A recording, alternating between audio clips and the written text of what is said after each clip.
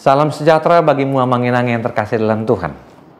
Firman kehidupan bagi kita tertulis dalam Yesaya pasal 11 ayat 7 dan 8. Lembu dan beruang akan bersama-sama makan rumput, dan anak-anaknya akan sama-sama berbaring.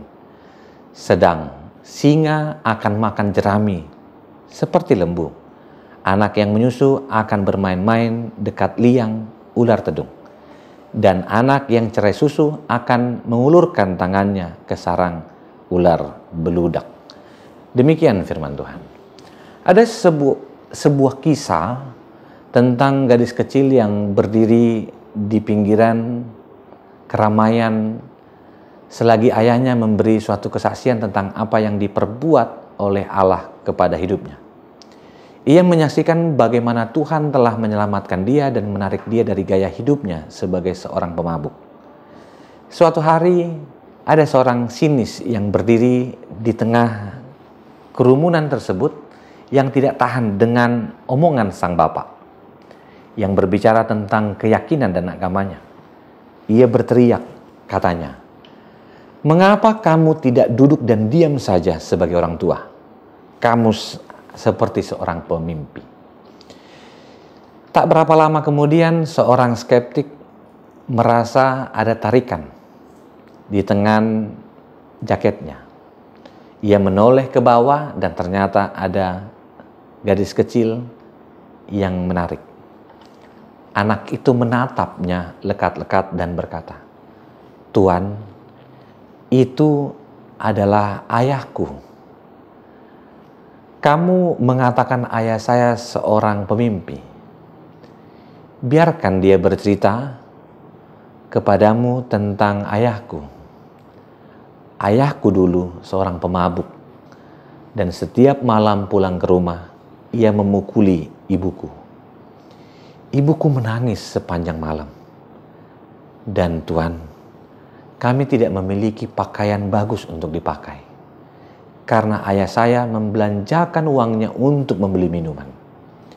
Kadang-kadang saya tidak memiliki sepatu untuk digunakan ke sekolah dan sekolah minggu. Tapi lihatlah sepatu dan baju ini. Ayahku sekarang berubah. Ia menunjukkan hidup ke arah yang berubah." Sambil menunjuk kepada seorang perempuan yang tersenyum di sampingnya, dia katakan, "Inilah ibuku. Dia tidak pernah menangis lagi. Bahkan ia sekarang bernyanyi." Kemudian pukulan yang hebat, anak itu berkata, "Yesus telah mengubah ayahku.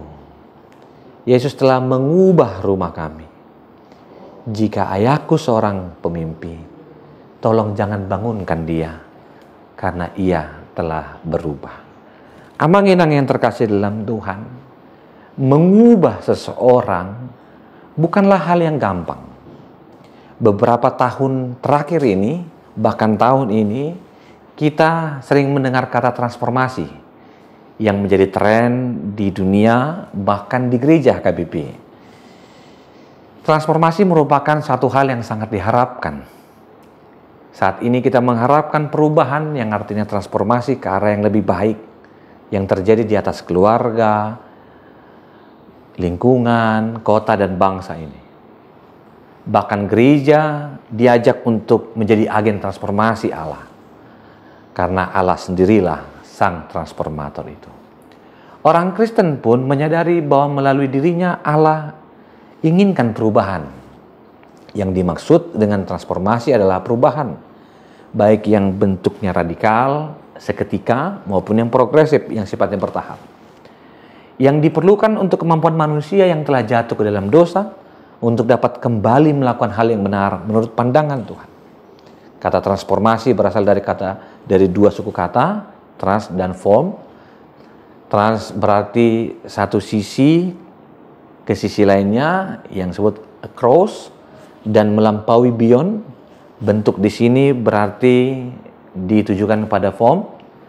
Dan kita mendapati bahwa transformasi juga terjadi dalam pergumulan Yesaya 11, di mana kerinduan Yesaya yang sulit tentang pengampunan dosa Israel dan perubahan karakter digambarkan suatu hal yang sulit bagaikan lembu dan beruang yang akan makan bersama, singa dan anak yang menyusui, ada ular tedung, ada anak cerai, ada sarang ular beludang. Suatu hal yang mustahil, bukan? Tapi satu yang kita tahu, bahwa Allah memungkinkan itu. Allah memungkinkan kehidupan kita berubah dari hal yang tidak mungkin, karena bagi Allah kita harus mempunyai harapan yang besar. Tidak cukup hanya memikirkan hari ini, esok, dan mungkin hanya tahun ini. Biarlah gereja yang selalu berkembang, biarlah pribadi orang yang selalu bertumbuh adalah mengalami transformasi yang mungkin radikal, tapi juga progresif. Saya mengundangmu Manginang. Apa yang membuat kita bisa mengalami transformasi? Jawabnya, undang Tuhan. Dan saat itulah pengharapanmu diubahkan untuk tidak hanya menilai hari ini dan tidak hanya melihat dari sisi pribadimu, tapi lihatlah kebesaran Allah atas dirimu. Saya tutup renungan hari ini. Suatu hari ada seorang ibu yang selalu melihat tetangganya dengan cara yang sinis. Dia katakan, "Pak, coba lihat tetangga itu. Setiap dia mencuci baju, yang dia jemurnya kotor terus. Kemarin saya lihat kotor. Hari ini juga saya lihat kotor." Akhirnya si ayah tanpa berkomentar, dia pergi. Keesokan harinya si ibu melakukan hal yang sama, namun berubah. Dia katakan, "Ayah, coba lihat. Ternyata tetangga kita sudah bisa mencuci baju dengan benar. Bajunya sudah bersih." Si ayah hanya menjawab, "Ma, tadi aku baru membersihkan jendela kita. Aku membersihkan bercak-bercak supaya engkau bisa melihat keluar dengan bersih dan benar." Transformasi hanya bagi orang yang mau melihat dengan benar, dan harapan pemazmur hanya bisa ditemukan bagi orang yang menemukan Allah dengan cara pandang Allah. Maukah engkau mengalami transformasi dan melihat transformasi atas dunia ini? Mari kerjakan dimulai dalam dirimu. Terima Allah, undang Allah, maka segalanya dimungkinkan. Bagimu yang sedang terpuruk sekalipun, Tuhan mau mengubahnya. Ada loncatan ke belakang untuk maju ke depan. Ada satu cara di mana kita tidak boleh melihat hari ini dari cara kita yang terbatas. Undangan Tuhan melalui firman Tuhan. Ia berkuasa mengubah skalanya jika hatimu sudah menerima Kristus Sang Penyelamat. Amin, kita berdoa. Terima kasih Tuhan untuk firman-Mu.